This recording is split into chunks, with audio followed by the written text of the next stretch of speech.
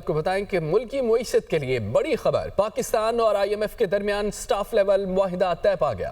آئی M F executive board کی منظوری کے بعد پاکستان کو $1.2 ارب ملیں گے۔ آئی ایم ایف کی جاری کردہ اعلامیے کے مطابق پاکستان کو ای ایف ایف کے تحت تقریباً $1 ارب اور آر ایس ایف کے تحت $20 کروڑ ملیں گے۔ پاکستان کا معاشی استحکام بہتر اور مارکیٹ کا اعتماد بحال ہو رہا ہے۔ 14 سال بعد کرنٹ اکاؤنٹ سرپلس حاصل ہوا۔ افراط زر قابو میں اور زر مبادلہ کے ذخائر میں اضافہ جاری ہے۔ حالیہ سیلاب سے 70 لاکھ افراد متاثر ہوئے، 1000 اموات ہوئیں۔ آبی وسائل کا بہتر استعمال اور موسمیاتی تبدیلیوں کے فریم ورک پر عمل درآمد کرنا ہوگا۔